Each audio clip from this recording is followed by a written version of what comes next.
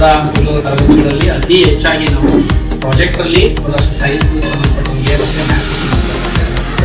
ಕಲಿತಾ ಇದ್ದೀವಿ.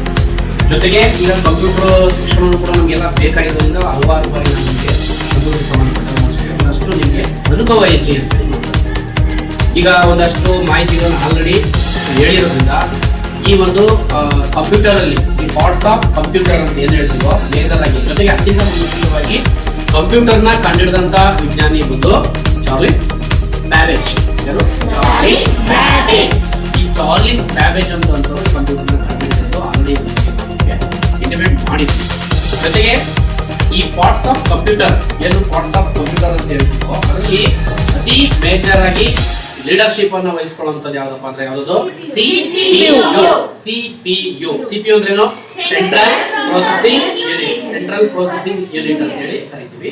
ಸೊ ಇದನ್ನ ಏನಂತ ಕರಿತೀವಿ ನಾವು? ಮಾನಿಟರ್ ಅಂತ ಹೇಳಿ ಕರಿತೀವಿ. ಸೊ ಇದನ್ನ ಬಂದು ನಾವೇನಂತ ಕರಿತೀವಿ? ಇದನ್ನ ಬಂದು ಏನಂತ ಕರಿತೀವಿ? ಇದು ಏನಿದು? ಕೀಬೋರ್ಡ್. ಕೀಬೋರ್ಡ್. ನೀವು ಈ ಕಡೆ ಬಂದಿದ್ದೇನೆ, ಬನ್ನಿ. ಇದು ಯಾವ್ದು ಹೇಳಿದ? ಕೀಬೋರ್ಡ್. ಇದು ಕೀಬೋರ್ಡ್. ಸೊ ಹಾಗೇನೆ ಇದು ಬಂದು ಏನಿದು? ಮೌಸ್. ಗೊತ್ತಿದೆ ವಿಷಯ. ಇದನ್ನ ಏನಂತ ಕರಿತೀವಿ?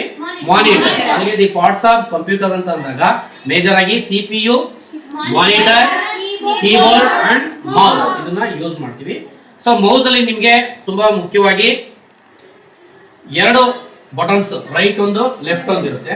ಸೆಂಟ್ರಲ್ ಬಟನ್ ಇರುತ್ತೆ, ಇದು ಸ್ಕ್ರಾಲ್ ಅಂತ ಹೇಳ್ತೀವಿ. ಸ್ಕ್ರೀನ್ ನ ನಾವು ಮೇಲೆ ಕೆಳಗಡೆ ಅಥವಾ ಪೇಜಸ್ ನ ಮೂವ್ ಮಾಡೋದಕ್ಕೆ ಬಳಸೋದು.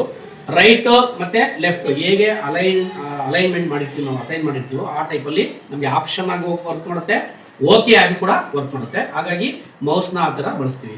ಇವತ್ತಿನ ಒಂದು ತರಗತಿಯಲ್ಲಿ ನಾವು ಆಲ್ರೆಡಿ ನಿಮಗೆ ಕಂಪ್ಯೂಟರ್ ಬಗ್ಗೆ ರಿಕಾಲ್ನೆಸ್ ಮಾಡ್ತಾ ಇರೋದ್ರಿಂದ ಇವತ್ತಿನ ತರಗತಿಯಲ್ಲಿ ನಾವು ಪೇಂಟ್ ಬಗ್ಗೆ ತಿಳ್ಕೊಳ್ಳೋಣ. So paint is very important.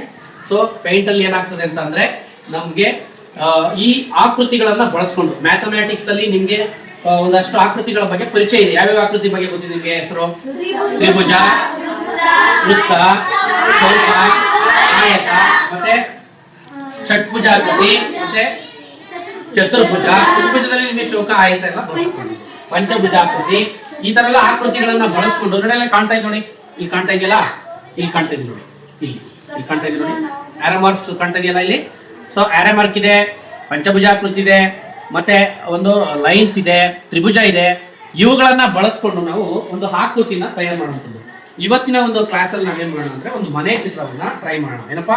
ಮನೆ ಟ್ರೈ ಮಾಡೋಣ. ಅದಕ್ಕಿಂತ ಮುಂಚಿತವಾಗಿ ಇಲ್ಲಿ ಬ್ರಷ್ ಇದೆ, ಹಲವಾರು ರೀತಿ ಬ್ರಷ್ ಇದೆ. ಆಪ್ಷನ್ ಓಪನ್ ಮಾಡಿ ಇದನ್ನ.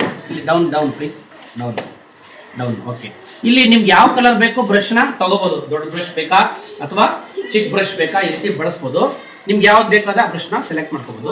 ಮತ್ತೆ ಬಕೆಟ್ ಇದೆ. ನಮ್ಗೆ ಜಾಸ್ತಿ ದೊಡ್ಡದು ಒಂದು ವಾಲ್ಗೆ ನಾವು ಬಣ್ಣ ಹಾಕ್ಬೇಕಂದ್ರೆ ನಾವೇನ್ ಮಾಡ್ತೀವಿ? ದೊಡ್ಡ ಬ್ರಷ್ ಉಜ್ಜುತ್ತೀವಿ. ಆದ್ರೆ ನಮ್ಗೆ ಇಲ್ಲಿ ಏನ್ ಮಾಡ್ತಾರೆ ಅಂದ್ರೆ ಬಕೆಟ್ ನ ಯೂಸ್ ಮಾಡೋದಕ್ಕೆ ಅಲ್ಲಿ ಕೊಟ್ಟಿದ್ದಾರೆ. ಬಕೆಟ್ ನ ಯೂಸ್ ಮಾಡಿದ್ರೆ ಮತ್ತೆ ಆ ಒಂದು ಖಾಲಿ ಜಾಗಕ್ಕೆ ಏನಾದ್ರು ನೀಟಾಗಿ ಬಣ್ಣ ತುಂಬಬಹುದು. ಈ ತರ ನಿಮ್ಗೆ ಒಂದು ಆಕೃತಿನ ರಚನೆ ಮಾಡೋಣ. ಮೊದಲನೇದಿಗೆ ನಾವು ಒಂದು ಮನೆ ಕ್ರಿಯೇಟ್ ನ ಮಾಡೋಣ, ಅದಕ್ಕೆ ಬಣ್ಣ ಹಾಕೋಣ. ಆಮೇಲೆ ನೀವು ಕೂಡ ಹೋರಾಟಗಳು ನಿಮ್ದೇ ಆದಂತಹ ಒಂದು ಇಷ್ಟವಾದ ಮನೆನ ನೀವು ಕಡಿಮೆ ಸಮಯದಲ್ಲಿ ಪ್ರಯತ್ನವನ್ನ ಮಾಡೋಣ. ನೆಕ್ಸ್ಟ್ ತರಗತಿಗಳು ಇದು ಚೆನ್ನಾಗಿ ಮಾಡೋಣ. ಓಕೆನಾ?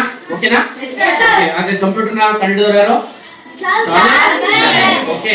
Parts of computer CPU, monitor, keyboard, ಈ ರೀತಿಯಾಗಿ ಓಕೆನಾ? Okay, very good.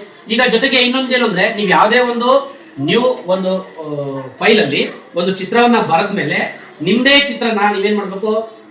ಸೇವ್ ಮಾಡ್ಬೇಕಾಗುತ್ತೆ. ಆ ಫೈಲ್ಗೆ ಹೋಗಿ ಆ ಒಂದು ಸೇವ್ ಬಟನ್ ನ ಒತ್ತಿ ನಂತರ ನಿಮ್ಮ ಹೆಸರಲ್ಲಿ ನಿಮ್ಮ ಮನೆಯನ್ನ ಏನ್ ಮಾಡ್ಬೋದು? ನೀವು ಸೇವ್ ಮಾಡಿ. ಆ ರೀತಿಯಾಗಿ ಹೇಗೆ ಫೈಲ್ ಸೇವ್ ಮಾಡೋದು?